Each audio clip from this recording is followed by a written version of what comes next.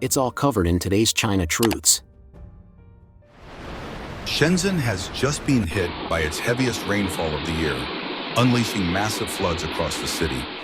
The relentless downpour, which grew fiercer from the night of August 4th until the early hours of the next morning, has brought daily life to a standstill. By 8 a.m. on the 5th, parts of Guanlin Old Street in Longhua District were already underwater. At around 5 a.m., torrents of rainwater swamped the intersection of Guanhu Road and Dongguan 2nd Road. The area has since been cleared, but the shock remains.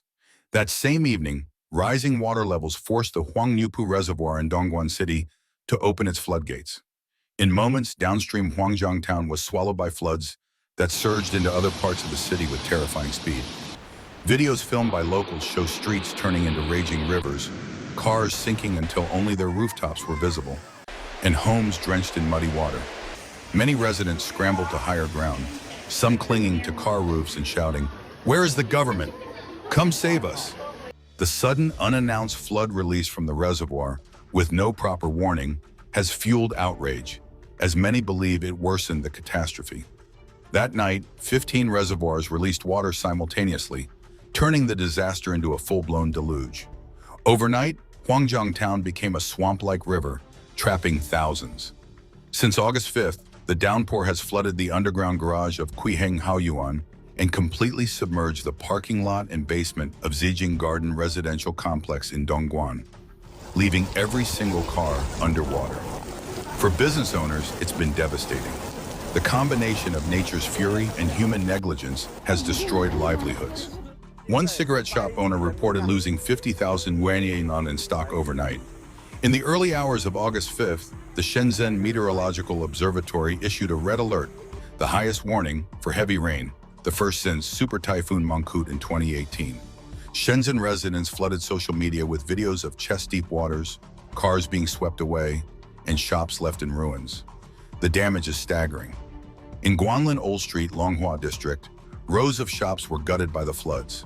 When the waters finally receded, industrial parks lay in wreckage, their losses immense. The footage below was shared by Shenzhen Xinhui Packaging Materials Company, Lutoban. The video says, "Today is the morning of August 6th. The water in our yard has receded, as you can see, but the scene is a mess. Yesterday, the water level reached this point, as you can see.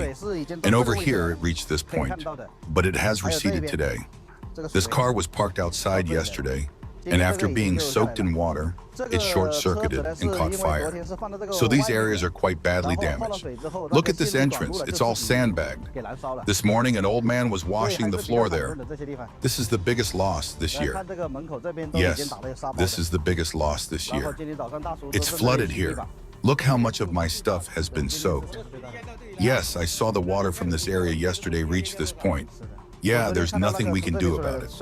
This year has brought the biggest losses."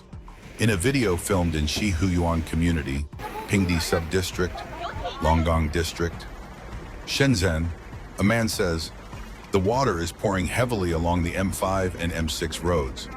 The guardrails must have collapsed. The water is probably over a meter deep now." The Likun sauce-flavored liquor manufacturer asked, "Was it a natural disaster or a man-made one?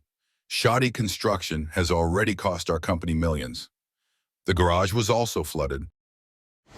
Meanwhile, in Beijing, the government issued its highest flood warning, closed schools, suspended outdoor activities, and launched large-scale evacuations.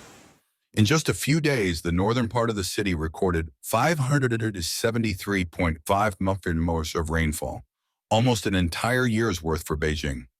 More than 100,000 people were evacuated, 130 villages were submerged and cut off from communication.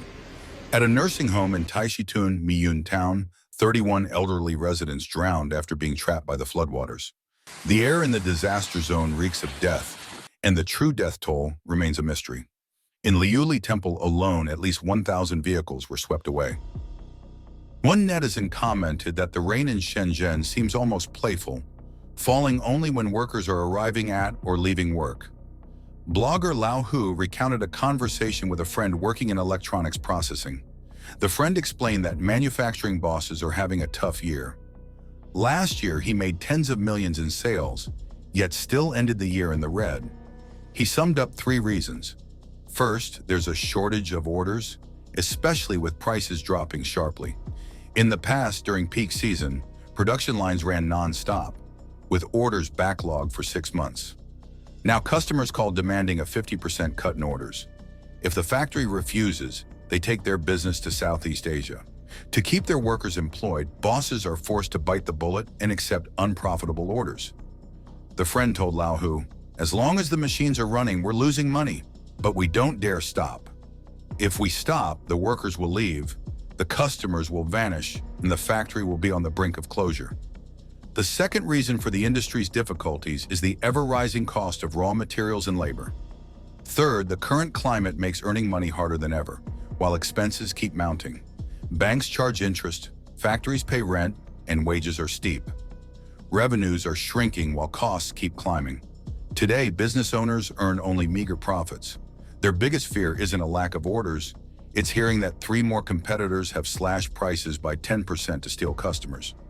Manufacturing bosses are struggling just to survive. Polestar's monthly sales in China have dropped to just 6 vehicles, and the risk of delisting is looming. Recently, speculation has resurfaced that Polestar may withdraw from the Chinese market. Once a high-profile brand, Polestar's monthly sales in China have plunged to single digits. Its sales network has collapsed, and the company now faces the prospect of delisting. Due to sluggish sales, operational paralysis, and chaotic management, Polestar has even been likened to the next GLE. According to an August 6th report by Phoenix Finance, this electric luxury car brand, jointly developed by Geely Holding and Volvo, entered China with considerable fanfare, aiming to challenge Tesla and proclaiming, "At Polestar, the sky is the limit."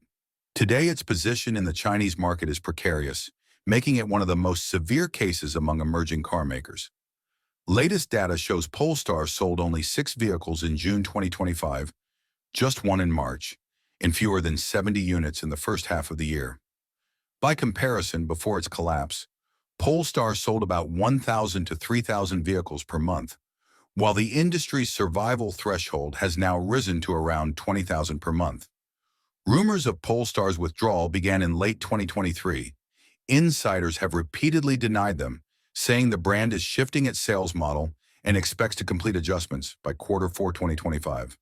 However, skepticism remains. Multiple media outlets report that, in response to the crisis, Polestar has drastically cut staff in China, nearly disbanding its sales and operations teams. Senior management and human resources departed in March 2025, while local R&D has virtually halted.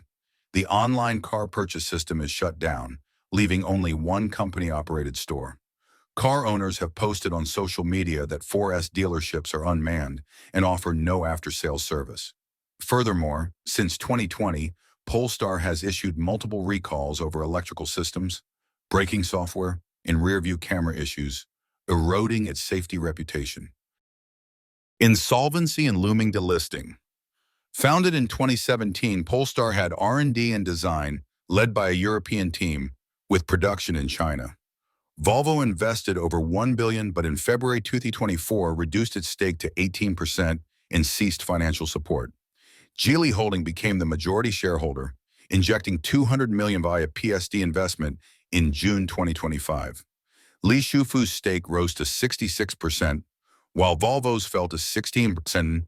As of the end of 2024, Polestar had assets of $4.054 billion, liabilities of $7.383 billion, and a negative net asset value of $3.329 billion, making it insolvent. Between 2020 and 2024, cumulative losses exceeded $5.1 billion, with $2 billion lost in 2024 alone. Market confidence has collapsed. Polestar's market cap stands at just $2.3 billion, down over 90% from its 2022 listing. Sweden's Nordic Bank has slashed its valuation to 0 kronor, putting the company at risk of delisting. Phoenix Finance noted that competition in the NEV market is fierce, and even brands strong in product, cost, and marketing can fail. Polestar's woes stem from both external competition and internal missteps. Since its inception, the positioning of Polestar's four models has shifted drastically between ultra-luxury and mass market. The first model, Polestar 1, was a high-performance plug-in hybrid coupe priced at 1.45 million yuan and limited to 500 units. The Polestar 2 dropped to 298 yuan, targeting the mainstream market. The Polestar 3, at nearly 700,000 yuan, returned to luxury pricing. The Polestar 4 again dropped to the 300,000 yuan range. Such sharp shifts have left consumers confused about the brand's identity. Media have also cited insufficient product competitiveness. Using Volvo's fuel-based platform for oil-to-electric conversions limits space efficiency, while its range and smart features have not been widely praised. With core R&D based in Sweden, localization has lagged, making it hard to meet Chinese market needs. Polestar has replaced its head of China 7 times in 8 years, with average tenures of less than 1.5 years. Yet breakthroughs remain elusive. In June 2023, Polestar and Meizu launched a joint venture, Polestar Technology, to speed up localization. In January 2025, Meizu Star CEO Su Jing became its chairman, but progress was limited. In April 2025, Polestar announced the end of its joint venture with Meizu Star, reclaiming Chinese distribution rights and planning asset transfers at fair value to restart sales and service. To date, no major recovery has materialized. Analysts say the core issue is that mainland automakers have relied too heavily on government subsidies while neglecting market positioning and capacity planning, recklessly launching new projects and expanding production. In China's economic downturn, Polestar's future is filled with uncertainty. Please share your thoughts in the comments section below. We will keep reporting on the COVID surge in China, so don't forget to subscribe to our channel and turn on the notification bell to get the latest videos. And thank you for tuning in.